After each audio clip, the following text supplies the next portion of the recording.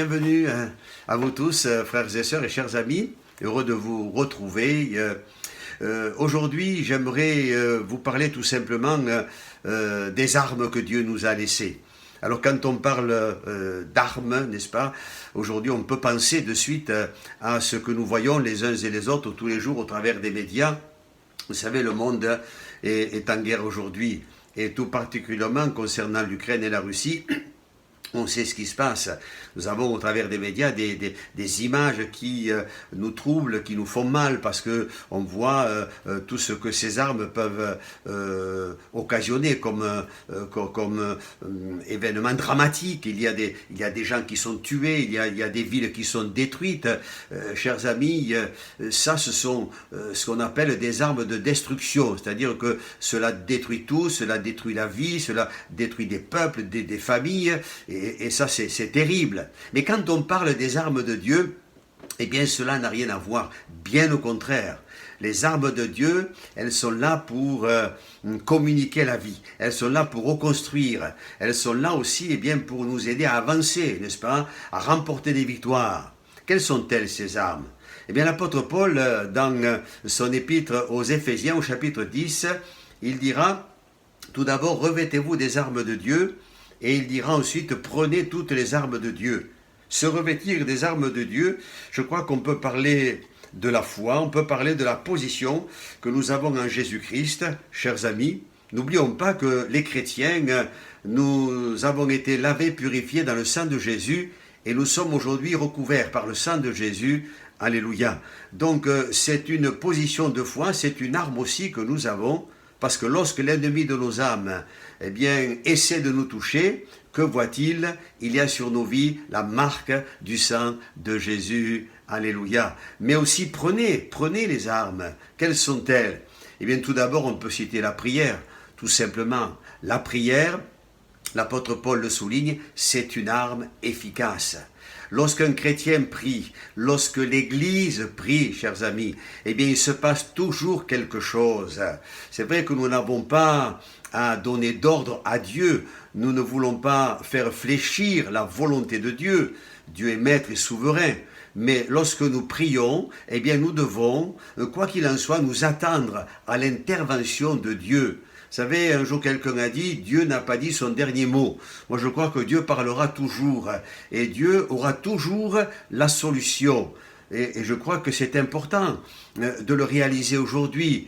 La solution, c'est peut-être pas toujours la nôtre, mais la solution de Dieu, c'est certainement pour nous et pour toi ce matin, la bonne, alléluia, une bonne solution. Parce que notre Dieu, c'est un Dieu qui est animé pour nous tous d'une bonne volonté, alléluia, qui est donc bonne, agréable et parfaite. Lorsque l'Église prie, vous lisez dans les Actes des Apôtres, au chapitre 12, j'aime à le souligner, lorsque l'apôtre Pierre était en prison, il nous est dit que l'Église ne cessait d'adresser à Dieu des prières pour l'apôtre Pierre.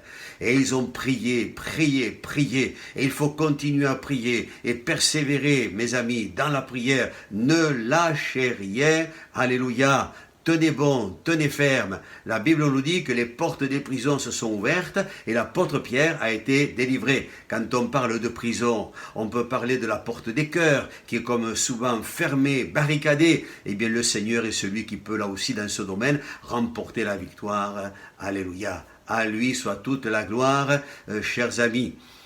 Il y a aussi, lorsque on prie le Seigneur, des délivrances extraordinaires. Quand vous lisez dans le livre des Actes, au chapitre 8, l'évangéliste Philippe prêche l'évangile en Samarie, et là il y a des âmes sauvées, mais il y a des malades guéris, alléluia, et il y a aussi des démons qui sont chassés.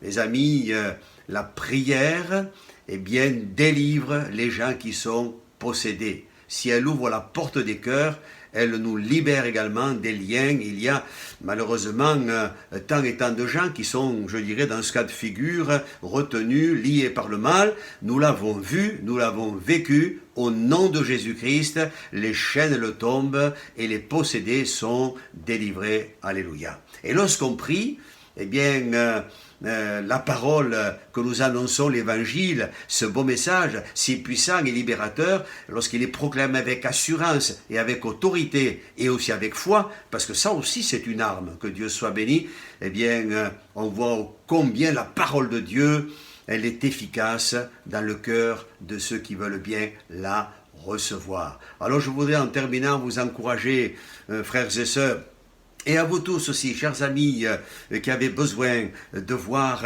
la puissance de Dieu se manifester dans votre vie, acceptez le Christ, laissez-le devenir le maître de votre vie, et vous verrez que votre vie, elle changera. Vous aurez le pardon de vos péchés si vous l'acceptez, si vous reconnaissez qu'il est mort sur la croix du Calvaire pour vous pardonner de vos péchés, son sang a été versé, et si vous croyez, mes amis, fermement que Jésus est ressuscité et qu'il est le vainqueur. Alléluia. Alors, faites-lui confiance et acceptez-le. Et nous, chrétiens, frères et sœurs, continuons à livrer le bon combat de la foi dans la prière. Que les prisons s'ouvrent, que les portes des prisons, mes amis, que les possédés soient délivrés, que les malades soient guéris et que l'évangile soit annoncé, eh bien, dans ces temps de la fin, avec force, avec autorité, avec foi et courage. Alléluia. Et attendons-nous, comme le disait l'apôtre Paul, avoir comme résultat, Dieu soit béni, une démonstration d'esprit et de puissance. Amen. Revêtez-vous de toutes les armes de Dieu, prenez toutes les armes du Seigneur. Que Dieu vous bénisse et bon courage à vous tous. Au revoir.